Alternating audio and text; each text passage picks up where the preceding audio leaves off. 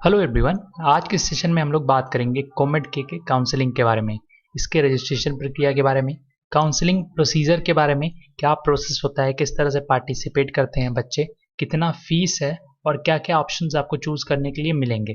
तो इस वीडियो में कंप्लीट डिटेल में बात करूंगा कि किस तरह से आप कॉमेड के में पार्टिसिपेट कर सकते हो काउंसलिंग में। काउंसलिंग आपके स्टार्ट हो चुके हैं, 19 जुलाई से काउंसलिंग स्टार्ट हुआ है और 12 अगस्त को आपके काउंसलिंग एंड हो जाएंगे।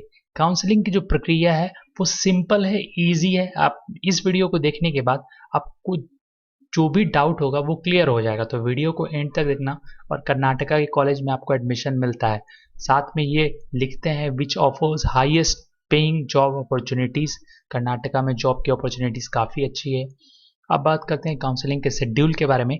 तो ऑनलाइन रजिस्ट्रेशन, काउंसलिंग और डॉक्यूमेंट जो अपलोड है वो 19 जुलाई शाम के 5 बजे स्टार्ट हो गया है और लास्ट डेट है रजिस्टर करने का काउंसलिंग में 12 अगस्त 3 बजे तक। अब कौन से बच्चे यहाँ पे पार्टिसिपेट करेंगे? तो जिन्होंने कॉमेड के का एग्जामिनेशन दिया है, आपको पता है कॉमेड के एग्जामिनेशन होता है कर्नाटका में, और वो एग्जामिनेशन जो बच्चे भी दिए हैं वो एलिजिबल हैं इस काउंसलिंग के लिए।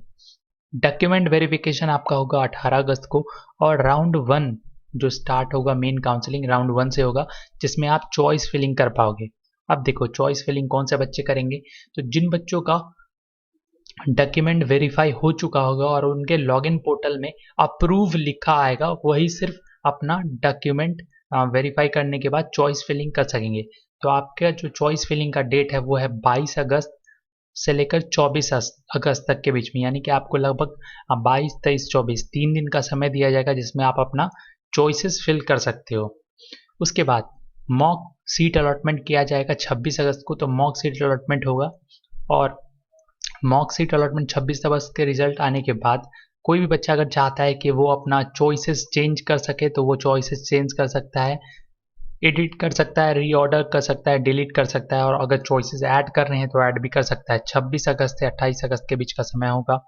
और फर्स्ट राउंड का जो फाइनल सीट अलॉटमेंट होगा, 3 राउंड की काउंसलिंग हो रहा है, बता दो 3 राउंड की। फर्स्ट राउंड का जो सीट अलॉटमेंट होगा वो होगा 30 अगस्त, सुबह के 11 बजे आपके रिजल्ट आ जाएंगे। उसके बाद आपको चॉइसेस चूज करने हैं, कंफर्म करना है अपने सीट को और फी पेमेंट करना है।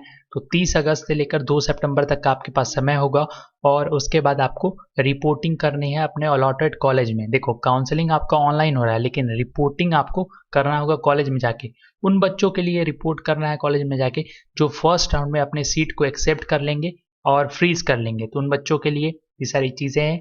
ऑनलाइन प्रिंट आउट लेना अलॉटमेंट लेटर का, फी रिसिप्ट का, और जो भी कॉलेज है जाके आपको वहाँ पे रिपोर्टिंग करना है, जो कि 30 अगस्त से 5 सितंबर तक का समय होगा।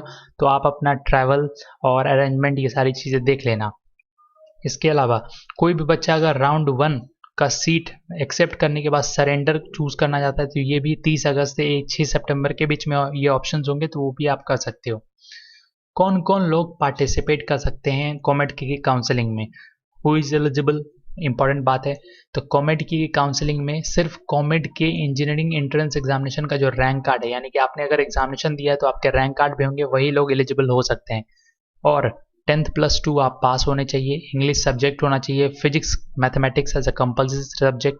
इसके अलावा chemistry, biotechnology, biology, electronics and computer science में कोई एक सब्जेक्ट होना चाहिए।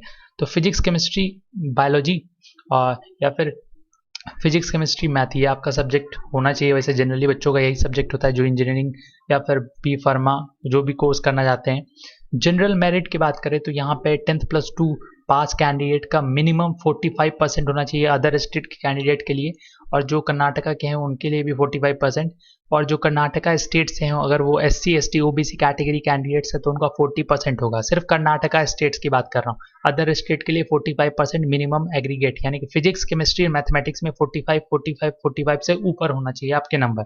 इसके अलावा अगर कोई बच्चा सप्लीमेंट्री एग्जामिनेशन देता है 10+2 बोर्ड में तो उनका जो ईयर ऑफ पासिंग है वो 2022 होना चाहिए, और वो लोग भी एलिजिबल होंगे काउंसलिंग में रजिस्ट्रेशन के लिए। और उनको सारे डॉक्यूमेंट्स अपलोड करने हैं और उनके लिए कोई सेपरेट रजिस्ट्रेशन प्रक्रिया नहीं अपनानी जाएगी। तो इस बात का भी ध्यान रखना। एलिजिबल कैंडिडेट्स हैं जो काउंसलिंग में पार्टिसिपेट करना चाहता है, जिनके पास कॉमेड के का रैंक कार्ड होना चाहिए, तो उनको काउंसलिंग में फ़ी लगेगा 2000 रुपये, जो कि रजिस्ट्रेशन फ़ी है और जो कि नॉन रिफंडेबल है। आपका ये फीस रिफंड नहीं होगा। और जो भी कैंडिडेट कॉमेड के सीट अलॉटमेंट के लिए तैयार है उसको सीट अलॉटमेंट तो होगा, उसके बाद आपको आपका जो कॉलेज है उसका फ़ी भी पे करना होगा। और जो भी डॉक्यूमेंट्स हैं एलिजिबिलिटी के तौर पे स्कैन करा के आपको अपलोड करना है ऑनलाइन वेरिफिकेशन में। काउंसलिंग ओवरव्यू देख लो एक बार। सबसे पहले तो आपको रजिस्टर करोगे तो उस समय काउंसलिंग फ़ी 2000 रुपये लगेंगे। देन आपका डॉक्यूमेंट वेरिफिकेशन होगा। देन उसके बाद जो वेरीफाइंग ऑफिसर है वो आपके डॉक्यूमेंट वेरीफाई कर देंगे। देन आप पार्टिसिपेट कर पाओगे राउंड 1 के काउंसलिंग में। राउंड 1 की काउंसलिंग में आप चॉइस फिल करोगे। Then mock seat allotment result आएगा। मॉक सीट अलॉटमेंट रिजल्ट के बाद आप चेक कर पाओगे कि आपका सीट अलॉटमेंट हुआ है कि नहीं। नहीं हुआ है तो आप अपने चॉइसेस को भी चेंज कर सकते हो। देन उसके बाद फाइनल चॉइस लॉक करोगे। राउंड 1 का सीट अलॉटमेंट रिजल्ट आएगा और उसके बाद आप डिसीजन चूज करोगे कि आपको अपने सीट को फ्रीज करना है, मतलब आपको एक्सेप्ट करना है कि नहीं, या फिर नेक्स्ट राउंड में पार्टिसिपेट करना है। तो ये सारी चीज़ें आप देख पाओगे। How to register for online counselling, किस तरह से रजिस्ट्रेशन करें, तो comet.org ऑफिशियल वेबसाइट है। उसके बाद वहाँ पे काउंसलिंग रजिस्ट्रेशन टैब होगा, वहाँ क्लिक करना। 2000 रुपये आपको लगेंगे counselling registration fee. Then document upload करना है और जो भी डॉक्यूमेंट आपको मांगा जाएगा उसको ध्यान रखना कि स्कैन करके अपलोड करना है। स्कैनर में स्कैन करके, ये नहीं कि मोबाइल से फ़ोटो खींच के अपलोड कर दिए, तो इस बात का ध्यान रखना। डॉक्यूमेंट्स आपका जेपीजी, जेपीईजी या पीडीएफ फॉर्मेट में होना चाहिए। जो भी कैंडिडेट्स चॉइस फिलिंग के लिए एलिजिबल होंगे उन कैंडिडेट्स का डॉक्यूमेंट वेरिफिकेशन जो है वो डॉक्यूमेंट अप्रूव्ड के रूप में लिखना रहना चाहिए। जो आपका पोर्टल है, जब आप वहाँ पे डॉक्यूमेंट अपलोड करोगे तो वेरीफाइंग ऑफिसर आपके डॉक्यूमेंट को अप्रूव करेंगे। तो डॉक्यूमेंट अप्रूव वाले कैंडिडेट ही अगले राउंड के लिए एलिजिबल होंगे, यानी कि राउंड 1 के लिए चॉइस फिल कर पाएंगे राउंड 1 में। तो किस तरह से आप डॉक्यूमेंट वेरीफाई करोगे, तो सिंपली जो डॉक्यूमेंट वेरिफिकेशन स्टेटस है वहाँ पर दिखेगा आपको। तो वहाँ पे डॉक्यूमेंट वेरिफिकेशन स्टेटस में आपको अपलोड करना है आपके डॉक्यूमेंट और आपको लॉगिन करके ये सारी चीज़ें कर लेनी है। अब देखो जैसे ही वहाँ अपलोड करोगे ना, वहाँ पे डॉक्यूमेंट सबमिटेड लिखा आएगा। वेरीफाइंग ऑफिसर आपके डॉक्यूमेंट को चेक करेंगे। अगर उनको लगता है कि डॉक्यूमेंट को रीसबमिट करवाना चाहिए तो आपको कहेंगे रीसबमिट करो। देन आप अपना डॉक्यूमेंट रीसबमिट करोगे। देन उसके बाद वो अप्रूव, रिजेक्ट या रिव्यू, ये 3 ऑप्शन चूज करेंगे। तो मान लो अगर आपका डॉक्यूमेंट अप्रूव हो जाता है तो आप नेक्स्ट स्टेप में चले जाओगे और चॉइसेस फिल कर पाओगे। अगर इसके अलावा आपके डॉक्यूमेंट्स करेक्ट नहीं पाए जाते हैं तो आपके डॉक्यूमेंट्स को रिजेक्ट कर दिया जाएगा और उसमें कारण दिया जाएगा कि इनकम्प्लीट और reject will be not able to participate in further process. आप आगे के राउंड में पार्टिसिपेट नहीं कर पाओगे। और इनकरेक्ट डिक्लेरेशन एप्लीकेशन फॉर्म और डॉक्यूमेंट आज candidate reject at any stage of counselling, अगर आपके डॉक्यूमेंट सही नहीं होते हैं, डिक्लेरेशन सही नहीं होता है, तो आपको काउंसलिंग के कोई भी स्टेप में रिजेक्ट कर दिया जाएगा। तो डॉक्यूमेंट जो भी हो सही सही अपलोड करना ध्यान रखना। कौन कौन से डॉक्यूमेंट आपको चाहिए होंगे आपके ऑनलाइन वेरिफिकेशन के समय, तो यहाँ पे 2 अलग अलग कैटेगरीज हैं सीट की। तो सबसे पहले तो जनरल मेरिट है, दूसरा है आपका HKR। HKR means Hyderabad Karnataka region के कैंडिडेट। तो जो जनरल मेरिट कैंडिडेट हैं उनके लिए जो डॉक्यूमेंट चाहिए वो है आपका कैंडिडेट ओरिजिनल आईडी प्रूफ, जैसे कि आपका PAN card, passport, voter ID, driving licence, ये सभी चीज़ें आपको चाहिए। तो कोई एक प्रूफ आपको देना है जो कि आपने एप्लीकेशन फॉर्म में दिया है। उसके बाद आपका डेट ऑफ बर्थ सर्टिफिकेट, जो कि हो सकता है आपका 10th का मार्कशीट या बर्थ सर्टिफिकेट, ये होना चाहिए। 12th का मार्क कार्ड, मार्कशीट कह सकते हो, तो उसमें आपका रोल नंबर और स्कूल नंबर, ये सारी चीज़ें क्लियर होनी चाहिए। देन आपका एडमिट कार्ड, CBSE कैंडिडेट के लिए जो एडमिट कार्ड है 12th का वो। अगर आप सप्लीमेंट्री एग्जामिनेशन दे रहे हो तो सप्लीमेंट्री मार्कशीट भी चाहिए। इसके अलावा अगर आप कर्नाटका स्टेट से हो और डोमिसाइल आपका SC/ST कास्ट सर्टिफिकेट, मतलब कास्ट है SC/ST OBC, तो वो भी आपको चाहिए। डोमिसाइल सर्टिफिकेट चाहिए। तो ये सारी चीज़ें आपको चाहिए जो कि आपको अपलोड करनी है। अगर आप कर्नाटका डोमिसाइल से हो तो डोमिसाइल सर्टिफिकेट होना जरूरी है। अब आपको डॉक्यूमेंट अपलोड करना है जो हैदराबाद कर्नाटका रीजन के हैं उनके लिए जो सीट है उनके लिए भी सेम है। Candidate original ID proof, date of birth, candidate certificate, 12th standard और इक्विवेलेंट मार्क कार्ड, जो आपने 12th में मार्क कार्ड है, देन आपका 12th का एडमिट कार्ड, इम्प्रूवमेंट या सप्लीमेंट्री मार्कशीट है तो वो अपलोड करना। देन HKR सर्टिफिकेट जो कि आपका इशू होना चाहिए, issue by assistant commissioner in charge of revenue sub division. HKR जो आपका सर्टिफिकेट होता है अगर आप कर्नाटका रीजन क्लेम करते हो तो, और आप अगर कर्नाटका डोमिसाइल से हो तो SC/ST OBC certificate. Then Karnataka domicile certificate जो कि आपका इशू होना चाहिए रेवेन्यू अथॉरिटी द्वारा, और जो रैंक मैं आपको बता दूं तहसीलदार से नीचे का रैंक नहीं होना चाहिए। तो ये आपके कुछ सर्टिफिकेट्स हो गए। जो भी कैंडिडेट कास्ट सर्टिफिकेट अपलोड करेगा डोमिसाइल सर्टिफिकेट तो वो SC/ST OBC कैटेगरी में क्लेम करेगा तो कर्नाटका डोमिसाइल सर्टिफिकेट होना चाहिए। और HKR seat need to upload HKR certificate and Karnataka domicile certificate. तो ये आपको कुछ सर्टिफिकेट्स हैं जो अपलोड करने हैं। अगर आप HKR रीजन से हो तो 3 राउंड में काउंसलिंग होगा।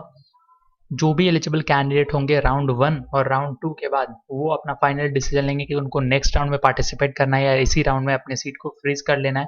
और जो कैंडिडेट सप्लीमेंट्री एग्जामिनेशन दे रहे हैं तो वो सिर्फ पार्टिसिपेट कर पाएंगे राउंड 2 के फेज 2 के काउंसलिंग में। तो इस बात का ध्यान रखना। इसके बाद जो ऑप्शन है आपके पास accept and freeze, accept and upgrade, तो ये सारी चीज़ें चूज कर सकते हो आप सीट अलॉटमेंट में। और accept, reject and upgrade, reject and withdraw, तो ये सारी चीज़ें कर सकते हो अगर आपको विड्रॉ करना है तो ये ओवरऑल पूरा डिटेल है जो कि एग्जामिनेशन के बाद आपके काउंसलिंग प्रोसेस में होता है। और ये सरेंडर पॉलिसी है जो कि आपको पढ़ लेनी है, सब कुछ यहाँ पे पढ़ लेना। सरेंडर वैसे बहुत सारे बच्चे नहीं भी करना चाहेंगे और जो करना चाहेंगे वो यहाँ पे सारी चीज़ें देख लेना। साथ में एक और स्पष्ट मैं कह देता हूँ, अगर आपको सरेंडर करना है तो राउंड 1 और राउंड 2 में कर लेना। No facility to surrender the seat after the seat allotment allotted in round 3। Round 3 के बाद आप सरेंडर नहीं कर पाओगे, तो उस बात का भी ध्यान रखना। ओवरऑल फी रिफंड पॉलिसी है, देख सकते हो total fee paid at comment के। तो ये जो फीस है वो आपको देना होगा। राउंड 3 के बाद अगर आप सरेंडर करते हो तो आपका फीस भी वापस नहीं किया जाएगा। No surrender period after round 3।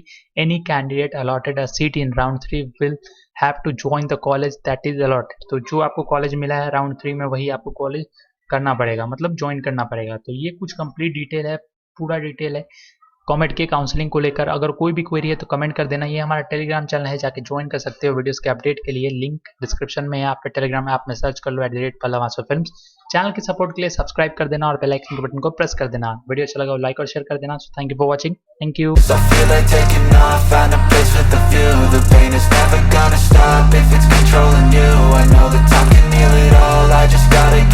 Sometimes I feel like all is lost, but I know it's not true. I wanna put up all my walls, cause I'm not in the mood. But then I cut myself off from the rest of the room. I know that time can